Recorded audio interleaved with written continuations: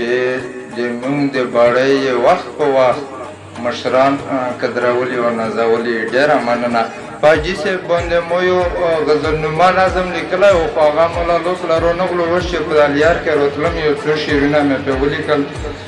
یی چې متقید د ستر خوشحالوی رحمان دی، متقید د ستر خوشحالوی رحمان دی، چې سپرلی دی که درویش دی که کاروان دی. مننه. او په ادب کې له خوبي په ادب کې له خویه بویه کلندر دی، په ادب کې له خوی بویه کلندر دی او په غزل کې یو وړوکی حمزه خان دی. مننه. په ادب کې له خوی بویه کلندر دی او په غزل کې یو وړوکی حمزه خان دی. او دلن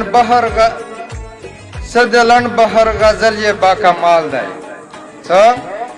دلن بهر غزل یې با کمال دی او غزل پالا غزل بولا غزل خوان دی. مننه. دلن بهر غزل یې با کمال دی، غزل پالا غزل بولا غزل خوان دی او په دې ګرده پښتونخوا کې را څرګند دی، په دې ګرده پښتونخوا کې را څرګند دی او د ادب په میدان ستوری د اسمان دی. او د غزل یې خطا کولی نشم، د غزل یې خطا کولی نشم. د غزل په خپل مضمون کې نکته دان دی. مننه. او چې د شعر خاپرې دا په گرفت کې، چې د شعر خاپرې دا په گرفت کې کندهار نه دی حاضره تورابان دی. مننه. یې شي ښځې چې شوي دي یو څو څاڅکي باران په ځمکه، ښځې چې شوي دي یو څو څاڅکي باران په ځمکه او زړه هم سوځېږي کله کله د اسمان په ځمکه. مننه. او شعر دی چې په هغه وخت کې هم موجود و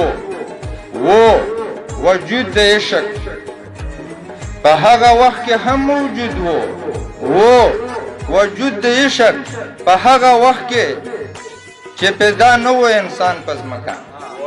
مننه. یا چې په هغه وخت کې هم موجود و وجود د عشق، په هغه وخت کې چې پیدا نه و انسان په ځمکه. او ساقي ماښام د جام سرور و په ځان نه پوهېدم، ساقي ماښام د جام سرور و په ځان نه پوهېدم، ځمکه روانه وه که زه ومه روان په ځمکه. مننه. ساقي ماښام د جام سرور و په ځان نه پوهېدم، ځمکه روانه وه که زه ومه روان په ځمکه. او شعر دی چې باده په ورو چې یې په پلونو خاورې وانړوې، باده په ورو چې یې په پلونو خاورې وانړوې، اوږدي چله نازه قدمونه مې جانان په ځمکه. مننه. باده کرار چې یې په پلونو خاورې وانړوې، اوږدي چله نازه قدمونه مې جانان په ځمکه. وروستی مقطع یې شي وای رحمان که د لویي مقام ته ځان رسوې، وای رحمان که د لویي مقام ته ځان رسوې، حاضره خښ که لکه تخم ژوندی ځان په